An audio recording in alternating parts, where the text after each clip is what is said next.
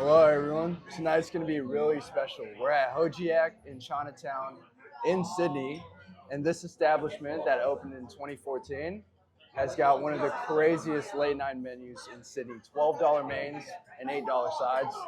I couldn't do it by myself, so I brought along my good buddy Jason, Hi. who is from Malaysia himself. Good to see you again, man. What are we thinking? How do you say these things? Char kway teow.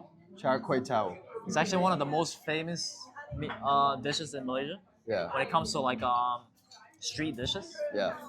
it's amazing, man. You gotta try it yourself to know. What is it? It's almost like pad thai, Fried but noodles. it's in a own like Yeah. with its own taste, with its own style with it. You know what I'm saying? And then we've got nasi goreng, which is like noodles, right? Nasi goreng is it's a Indonesian dish actually. Yeah.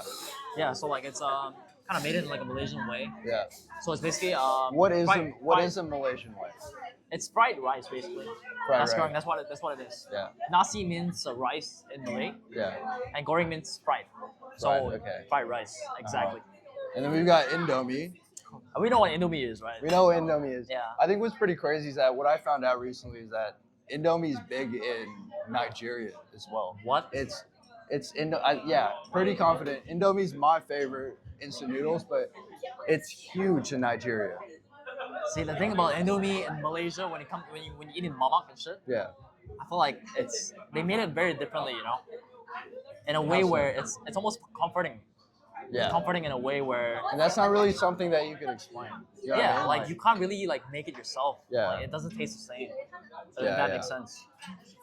And we got mee goreng, which is essentially the same shit. Yeah, mee goreng is the same thing, Yeah. but kosong means with nothing. So With it's just nothing. the noodles. Okay, wow. Yep, it's just the fried noodles. That's what it is. Tell them about the main ethnic groups in Malaysia. So there's actually three different cultures back in Malaysia, being Chinese, Indian, and Malays. Malays are Muslims, and then the rest are pretty self-explanatory. So there's actually many different ways to make mamak foods, which is all these food. There's Malay style, Chinese style, and Indian style of all these type of food, and that's what makes it really unique. What's really interesting too is that in Malaysia and Singapore and even Vietnam, they have mamaks, which are like outdoor open air eateries. In the Philippines, we've got something called carinderias, which are basically side eateries or just in neighborhoods, and it really feeds the entire working class in the Philippines. I feel So like what makes mamak very special and almost feels like home is Yeah. that how cheap it is, yeah, and it's really basic ingredients that makes it really nice. yeah. And like I feel like that's something you can't top. No, you can't beat that.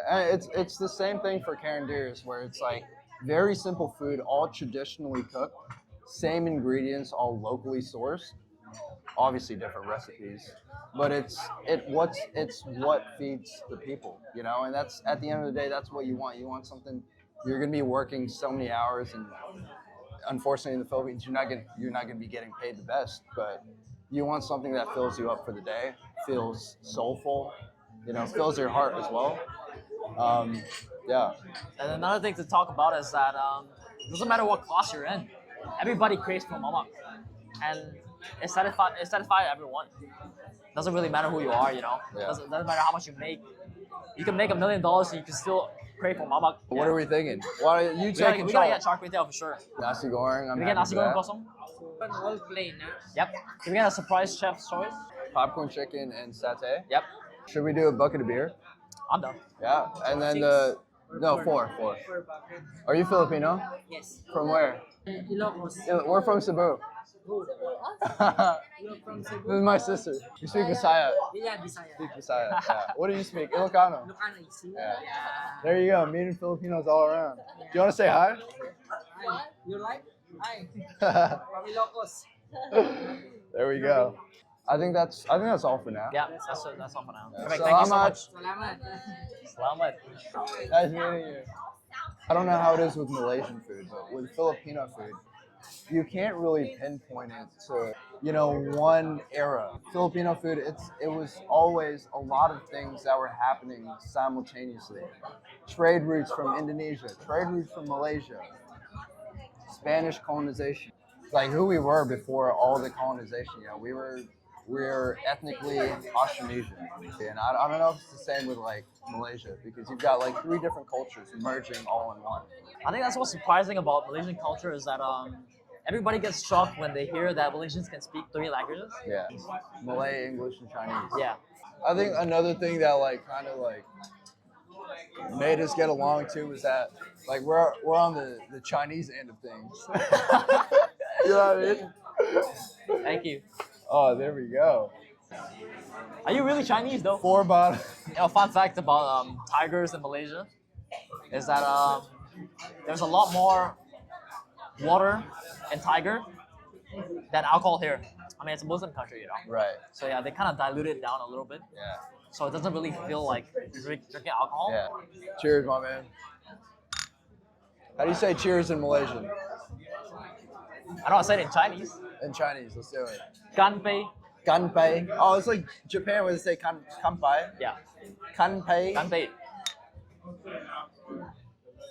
All right, here we have char kway teow, and we have satay chicken, and we have pork porn. So char kway teow is actually a really famous dish back in Malaysia, in a different city called Penang, and they make really good char kway teow there. They also make really good laksa over there. Yeah, so if you go to Malaysia and you want good food, you go to Penang. There you go. Cheers, my man. They usually have the condiments in a different plate Yeah. for you to dip it in, but they kind of just put it on here. All in one. Yeah. Different style. In China, you would have the same dish repeated 15 different times, and it's going to be cooked differently over They have across the province. that their own kind of style on it, you know. Yeah. But that's the little important twist. thing, that you've got to have your own kind of flair, right? You've got to make it stand out, and that's how you end up being known for whatever it is. Yeah. I'm gonna use a spoon because I'm not that good in chopsticks compared to Jason.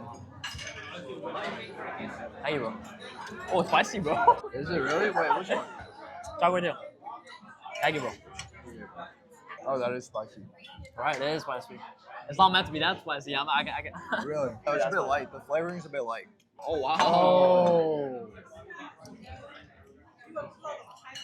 The chicken rice is usually a little yellow, Right. so this is plain white, so you know it's you'll dip it in this.